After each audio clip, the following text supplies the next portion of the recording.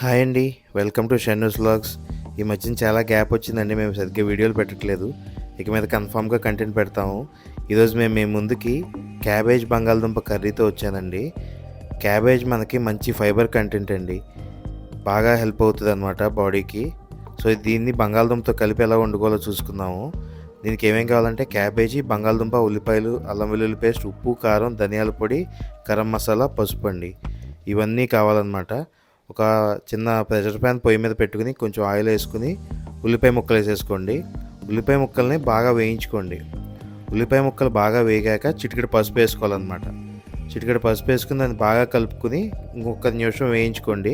ఇది ఒక నిమిషం వేగిన తర్వాత ఒక టేబుల్ స్పూన్ అల్లం వెల్లుల్లి పేస్ట్ వేసుకోవాలి. అల్లం వెల్లుల్లి పేస్ట్ వేసుకుని బాగా కలుపుకోండి. తర్వాత కల్లుప్పు వాడుతున్నాం మేము ఇక్కడ. మీ దగ్గర కల్లుప్పు లేకపోతే సాల్ట్ వాడుకోవచ్చు. అలాగే కారం, ఈ రెండు వేసి తర్వాత ధనియాల పొడి వేసుకోవాలండి. ధనియాల పొడి ఒక టేబుల్ స్పూన్ వేసిన తర్వాత ఇట్లా బాగా కలుపుకోవాలి. ఇది ఉల్లిపాయకి బాగా పట్టేయాలన్నమాట. ఇలా పట్టి ఒక నిమిషం వేగిన తర్వాత బంగాళదుంప ముక్కలు వేసేసుకోండి. బంగాళదుంప ముక్కలు వేసుకుని ఇందాక మనం వేసిన మొత్తం మసాలాలన్నీ దీనికి పట్టేలా బాగా కలుపుకోండి. ఇక్కడ చూడండి, మేము అసలు నీళ్ళు ఇంకా వేయలేదు. మొత్తం బంగాళదుంపలు వేసిన తర్వాత నీళ్లు కూడా వేయకుండా జస్ట్ మగ్గబెట్టడానికి మూత పెట్టామన్నమాట. ఒక 2 నిమిషాలు మగ్గిన తర్వాత మూత తీసి కొంచెం గరం మసాలా వేసుకోండి. ఒక టేబుల్ స్పూన్ వేసుకోవచ్చు గరం మసాలా, మీ టేస్ట్ తగినట్టు. ఇది బాగా కలుపుకున్న తర్వాత మన క్యాబేజీ మొత్తాన్ని ఇందులో వేసేసుకోండి. ఇక్కడ మాకు ఒక హాఫ్ క్యాబేజీ పట్టిందండి. అంటే ఒక 600 గ్రాముల క్యాబేజీ తీసుకొస్తే అందులో సగం వేసుకుందాం అనమాట. వేసిన తర్వాత దీన్ని బాగా కలుపుకోండి. ఇలా మొత్తం అంతా కొంచెం మేము చిన్న గిన్నె తీసుకున్నాం కాబట్టి ఇబ్బంది అవుతుంది, కానీ మీరు పెద్ద గిన్నె తీసుకుంటే ఈజీగానే కలిసిపోద్ది.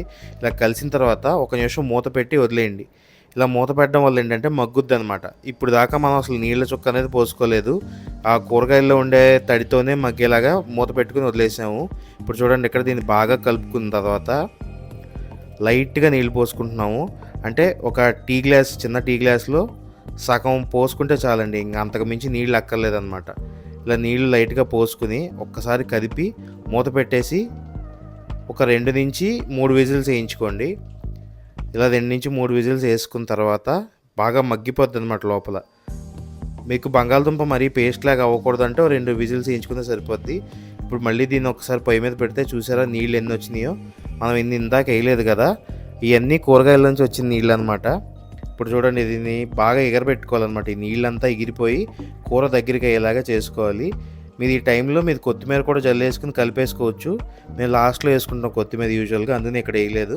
చూడండి, మొత్తం నీళ్ళు ఎగిరిపోయిన తర్వాత ఎంత బాగుందో కూర. ఇది అన్నంలోకి సూపర్ ఉందండి. రసంతో తింటే అసలు భలే ఉందన్నమాట టేస్ట్.